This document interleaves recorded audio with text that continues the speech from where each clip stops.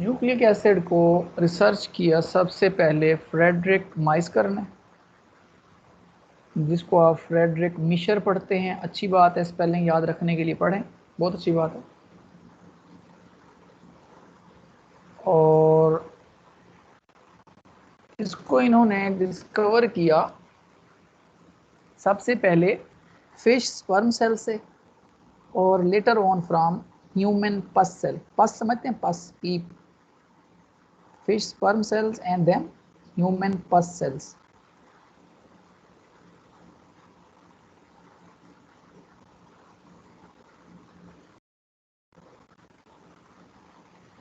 और इन दोनों के न्यूक्लियाई से डिस्कवर किया,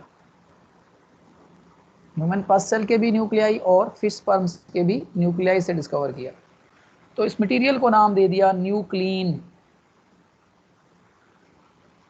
बाद में स्टडी की इसकी केमिकल नेचर, तो पता चला जो इसकी पीएच है वो पीएच होती है तकरीबन एसिडिक, और उसकी रेंज बनती है कोई 5.2 से लेके बिलो 7.0, बिलो 7.0। ठीक है। अब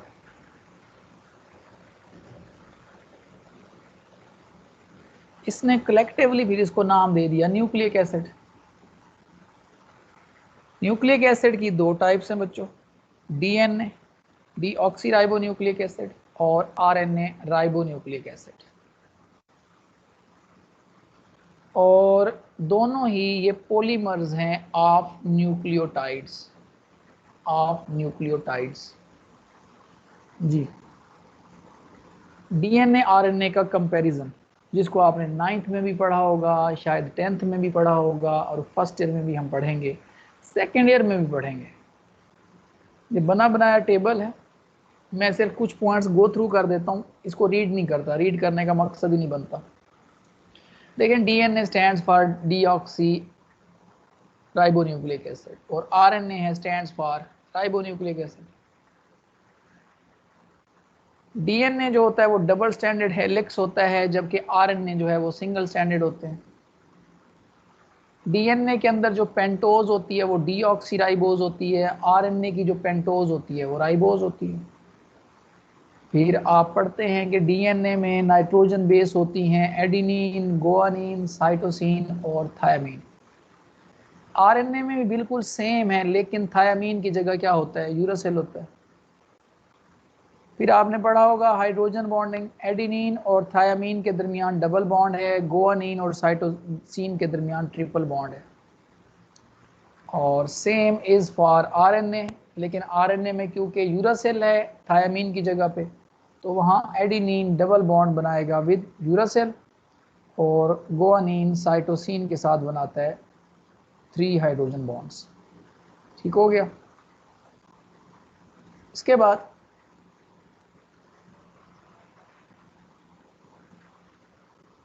प्रेजेंट कहाँ होता है डीएनए, माइटोकॉन्ड्रिया में, क्लोरोप्लास्ट में और न्यूक्लियस में।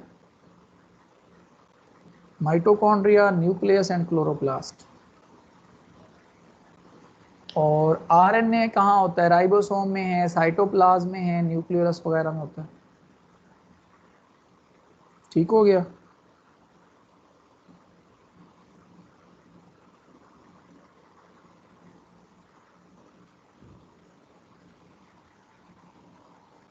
अब बाकी कुछ और भी पॉइंट्स हैं, आप देख सकते हैं, कोई इसमें बड़ी बात नहीं जी। हमने पढ़ना है पहले न्यूक्लियोटाइड को पहले। अभी हमने ये कहा कि न्यूक्लिक एसिड्स जो होते हैं they are polymers of nucleotides, they are polymers of nucleotides. ठीक है। अब न्यूक्लियोटाइड्स के लिए हमने 3 चीज़ें यहाँ पढ़नी है। एक तो ये पढ़ना है कि न्यूक्लियोटाइड्स की टाइप्स कौन कौन सी हैं, फिर हमने ये पढ़ना है कि न्यूक्लियोटाइड के कंपोनेंट्स कौन से होते हैं, फिर हमने ये पढ़ना है कि न्यूक्लियोटाइड का जो स्ट्रक्चर है वो क्या है, और फिर उसके बाद ये पढ़ना है कि न्यूक्लियोटाइड्स की आपस में बॉन्डिंग कैसे होती है। अब जो बॉन्डिंग है वो तो हम अभी नहीं पढ़ सकेंगे आज, वो हम कल पढ़ेंगे। आज हम जो है बेसिक पॉइंट्स हैं वो पढ़ेंगे ताकि सारा मिक्स भी ना हो जाए। फॉर एग्जांपल न्यूक्लियोटाइड्स की जो टाइप्स होती हैं बच्चों, 3 टाइप्स होती हैं जो कि लेफ्ट लोअर क्वाड्रेंट में लिखी हुई हैं। इनको जरा गौर से देखें। मार्टर कहाँ चला गया है? यहाँ पे ये देखें बच्चों, एक टाइप है इनकी मोनोन्यूक्लियोटाइड्स, एक टाइप, दूसरी टाइप है डाई न्यूक्लियोटाइड, और तीसरी टाइप है ट्राई न्यूक्लियोटाइड। ठीक है, मोनोन्यूक्लियोटाइड्स, डाई न्यूक्लियोटाइड्स एंड पॉलीन्यूक्लियोटाइड्स।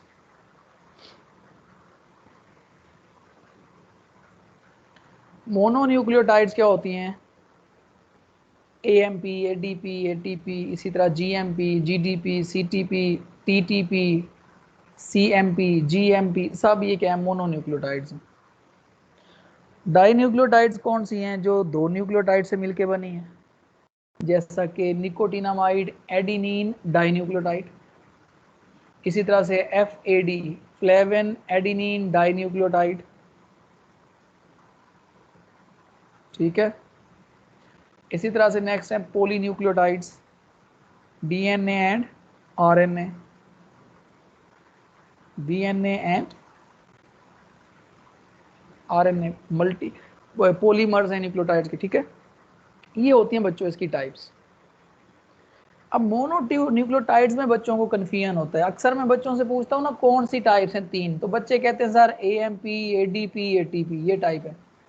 भाई AMP भी एक ही न्यूक्लियोटाइड है, ADP भी एक ही न्यूक्लियोटाइड है, और ATP भी सिंगल न्यूक्लियोटाइड है। फर्क सिर्फ ये है कि AMP में एक फास्फेट है, ADP के अंदर 2 फास्फेट हैं, और ATP के अंदर 3 फास्फेट हैं। बस इतनी सी बात है। ठीक है, उसके बाद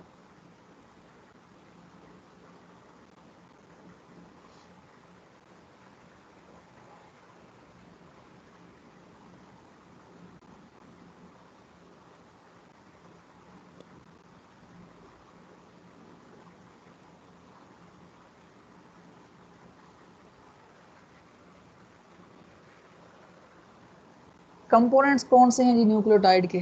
न्यूक्लियोटाइड के कंपोनेंट्स होते हैं 3। कौन से कंपोनेंट्स हैं? ये आपके सामने लिखे हुए हैं। 5 कार्बन शुगर होती है पेंटोस, और उसके बाद होता है नाइट्रोजन बेस होता है,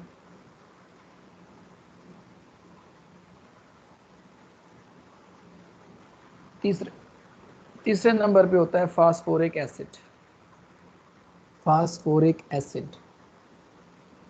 ठीक है, उसके बाद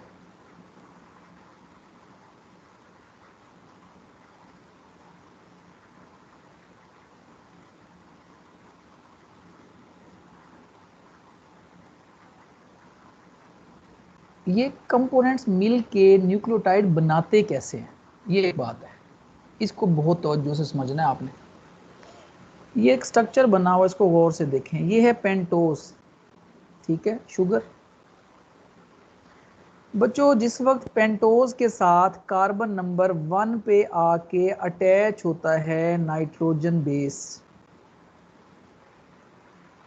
पेंटोज के कार्बन 1 पे आके अटैच होता है नाइट्रोजन बेस, तो नाइट्रोजन बेस और पेंटोज दोनों के कॉम्बिनेशन को कलेक्टिवली कहा जाता है न्यूक्लियोसाइड। न्यूक्लियोसाइड, ठीक है। अब मैं पहले ना नाइट्रोजिनस बेसिस के नाम लेता हूँ। नाइट्रोजिनस बेसिस जो न्यूक्लिक एसिड्स के अंदर हैं वो 5 तरह के हैं। एडिनिन, गुआनिन, साइटोसिन, थायमीन और यूरासिल। ठीक है, 5। अब जरा ध्यान से देखना, अगर यहाँ पे कार्बन 1 पे आके अटैच होती है नाइट्रोजिनस बेस एडिनिन, तो जो न्यूक्लियोसाइड बनेगी दोनों के कॉम्प्लेक्स से, उस न्यूक्लियोसाइड का नाम है एडिनोसिन। एडिनिन से एडिनोसिन। एडिनिन नाइट्रोजन बेस का नाम है, एडिनोसिन न्यूक्लियोसाइड का नाम है। इसी तरह से अगर यहाँ पे अटैच हुई होती गुआनिन तो न्यूक्लियोसाइड बनती गुआनोसिन, और अगर अटैच होती साइटोसिन तो न्यूक्लियोसाइड का नाम बन जाता साइटिडीन। इसी तरह थायामीन अटैच होती तो नाम बनता थाइमिडीन। और इसी तरह से अगर यूरासेल है तो यूरिडीन।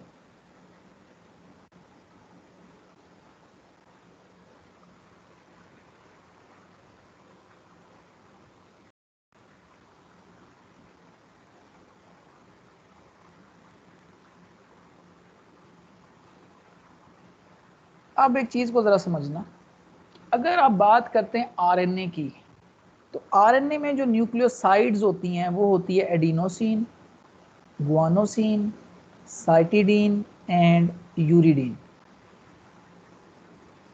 ठीक है।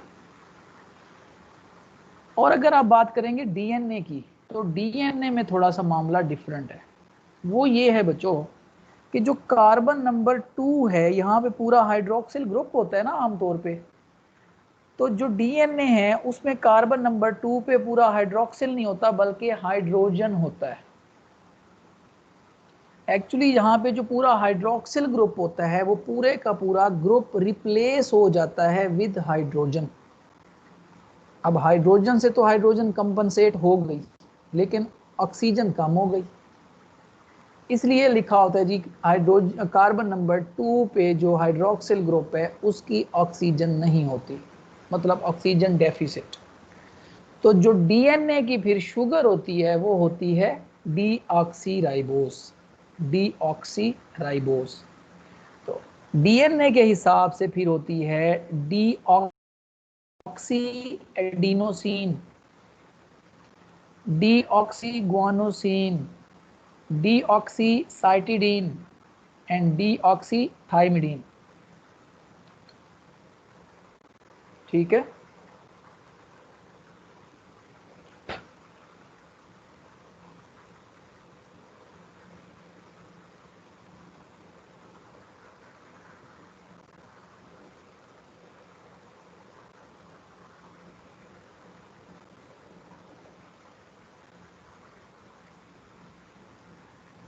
ठीक है। अब ये हैं जी न्यूक्लियोसाइड। तो न्यूक्लियोसाइड क्या होती है? कम्बिनेशन होती है pentose sugar and nitrogenous base. Pentose sugar and nitrogenous base को कलेक्टिवली कहते हैं न्यूक्लियोसाइड। और इनमें क्या बॉन्डिंग कैसे बनती है? Carbon number 1 of pentose and nitrogen of nitrogenous base. अब जो यहाँ बॉन्ड बनता है बच्चों, ये भी CN लिंक है, कोवेलेंट इन नेचर है, डिहाइड्रेशन सिंथेसिस होती है, लेकिन इस बॉन्ड को आप पेप्टाइड बॉन्ड नहीं बोलोगे। CN लिंक को पेप्टाइड बॉन्ड सिर्फ तब बोला जाता है जिस वक्त वो दो पेप्टाइड यूनिट्स मतलब कि दो अमाइनो एसिड्स को आपस में कनेक्ट करता है। ठीक है।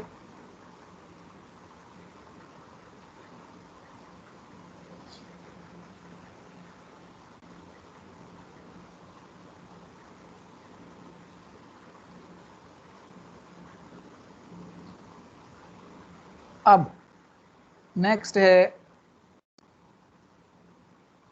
न्यूक्लियोटाइड कैसे बनती है। न्यूक्लियोसाइड तो बन गई, बड़ा आसान तरीका डिफाइन करने का कि phosphorylated nucleoside is called nucleotide. Phosphorylated nucleoside is called nucleotide. कि न्यूक्लियोसाइड के साथ फास्फेट अटैच हो जाए तो वो बन जाती है न्यूक्लियोटाइड। ठीक है। अब समझें,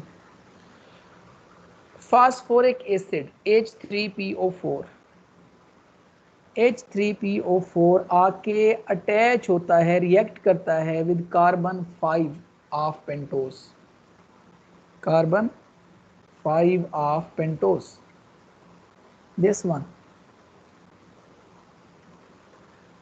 दोनों के हाइड्रोक्सिल हाइड्रोक्सिल आपस में रिएक्ट करते हैं, वाटर रिलीज होता है, बाकी रह जाती है ऑक्सीजन। यहाँ बन जाता है phospho Easter linkage, phospho Easter linkage. तो फास्फेट अटैच हो गया न्यूक्लियोसाइड के साथ। अब आप इसका नाम पढ़ेंगे फास्फोरिलेटेड न्यूक्लियोसाइड, या फिर आप इसको बोलेंगे डायरेक्ट न्यूक्लियोटाइड। फर्ज करें अगर ये जो सामने हमारे न्यूक्लियोटाइड है ये होते हैं G D oxy adenosine nucleotide थी, इसके साथ जुड़ गया फास्फेट, इसका नाम बन गया है DAMP, डी एडिनोसिन मोनोफास्फेट। इसी फास्फेट के साथ एक फास्फेट और जोड़ दें तो बन जाएगा डी एडिनोसिन डाइफास्फेट। फिर इसी फास्फेट के साथ एक और फास्फेट अटैच हो जाए तो ये बन जाएगा D adenosine triphosphate.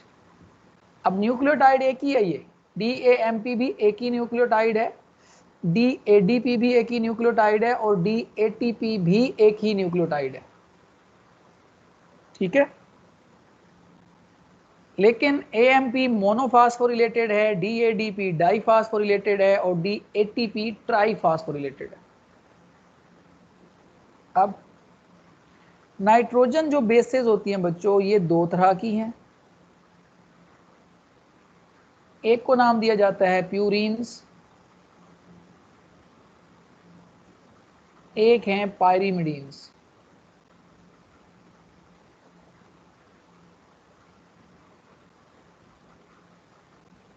Purines and pyrimidines.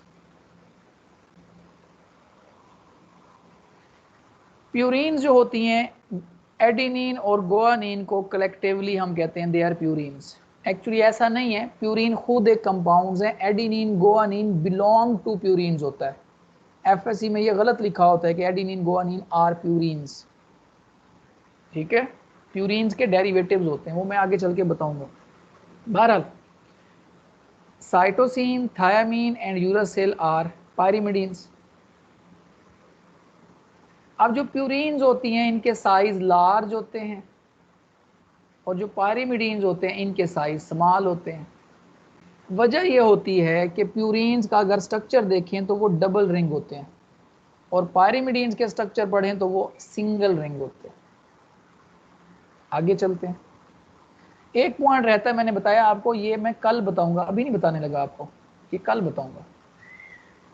इधर देखें, purines and pyrimidines, adenine guanine purines हैं जबकि साइटोसिन थायमिन यूरासिल। यहाँ गौर से देखें बच्चों, ये एक एक्चुअल जो पायरिमिडीन कंपाउंड है वो ये है। इसी पायरिमिडीन में अगर कार्बन नंबर 4 पे हाइड्रोजन की जगह आ जाता है अमाइनो ग्रुप तो ये बन जाता है साइटोसिन, और कार्बन नंबर 2 पे भी क्या है, यहाँ देखें ऑक्सीजन आ गई है तो ये साइटोसिन। फिर यूरासिल क्या है, कार्बन 2 पे क्या है ऑक्सीजन है तो कार्बन 4 पे भी ऑक्सीजन है। फिर इसी तरह थायमीन में देखें, इधर भी ऑक्सीजन इधर भी ऑक्सीजन, यहाँ मिथाइल ग्रुप। तो ये किससे बिलोंग करते हैं, प्यूरिन्स के डेरिवेटिव्स हैं, इससे डिराइव हुआ। पायरिमिडीन्स एक्चुअली, प्यूरिन एक्चुअली है दिस वन, ये प्यूरिन है पूरा। तो एडिनिन है ये प्यूरिन के डेरिवेटिव्स हैं। कार्बन नंबर 6 पे क्या आ गया, अमाइनो ग्रुप। और अगर गुआनिन की बात करो तो कार्बन 6 पे ऑक्सीजन आ गया और अमाइनो ग्रुप कार्बन नंबर 2 पे आ गया।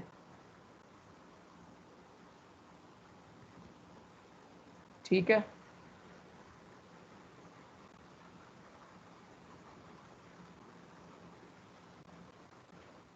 बाद ये तहरीर है पूरी, जो मैंने सारा पढ़ाया ना अभी तक, ये उसके हवाले से अभी एक तहरीर है। लेकिन कुछ बॉन्डिंग का भी कंसेप्ट है यहाँ पे, लेकिन ये इसको हम कल देखेंगे। ये बॉन्डिंग है, ये हम कल देखेंगे। और उसके बाद ये स्लाइड्स हैं छोटी छोटी, ये कल इंशाल्लाह हो जाएगा ख़त्म, क्योंकि आगे जो इसका पोर्शन है वो आसान है। कल हम एक्चुअली इस स्लाइड से शुरू करेंगे कि जो बॉन्डिंग है बिटवीन न्यूक्लियोटाइड्स वो कौन कौन सी है। क्योंकि अगला ये जो पोर्शन हमें नेक्स्ट पढ़ना है ना वो आसान है, जो ये स्ट्रक्चर्स हैं ये थोड़े से डिफरेंट हैं। और बॉन्डिंग जो बनती है वो बनती कौन कौन सी है उसको सिर्फ सुन लें। जब न्यूक्लियोटाइड्स बच्चों कनेक्ट होती है ना आपस में, न्यूक्लियोटाइड्स आपस में जब कनेक्ट होती है ना तो उनकी बॉन्डिंग 3 तरह की बनती है। एक बॉन्डिंग इस तरह से होती है कि वो आपस में कनेक्ट होती हैं, कार्बन नंबर 5 और कार्बन नंबर 3 के दरमियान रिएक्ट हो रहा होता है कि एक न्यूक्लियोटाइड की कार्बन 3 इन्वॉल्व है तो दूसरी न्यूक्लियोटाइड की कार्बन 5 इन्वॉल्व हो रही होती है। और एक बॉन्डिंग इस तरह से हो रही होती है कि एक न्यूक्लियोटाइड की कार्बन 5 इन्वॉल्व हो रही होती है तो दूसरी कार्बन भी 5 इन्वॉल्व हो रही होती है। और एक बॉन्डिंग इस तरह की है कि दो न्यूक्लियोटाइड के दरमियान हाइड्रोजन बॉन्डिंग हो रही होती है और वहां पे कार्बन और हाइड्रोजन और नाइट्रोजन के दरमियान बॉन्डिंग हो रही होती है। ठीक हो गया। अब ये टेक्निकल पॉइंट है, कल इंशाल्लाह ताला हम इसको पढ़ेंगे और आपका जो सेकंड हाफ है वो भी कंप्लीट हो जाएगा। ठीक है, तो ये वाला सेगमेंट जो है वो कंपैरेटिवली है भी आसान, क्योंकि आगे चल के 2-3 स्लाइड्स वो हैं जिसमें सिंपल डेफिनेशन है, तो वो ख़त्म हो जाएगा। तो फिर कल इंशाल्लाह ताला जो है ना हम उसको ख़त्म करेंगे और परसों जो होगा आपका फिर टेस्ट होगा। ठीक हो गया जी, आप लोग जा सकते हैं, मगरिब हो चुकी है तो आप जाके नमाज भी पढ़ सकते हैं। थैंक यू सो मच, अल्लाह हाफ़िज़।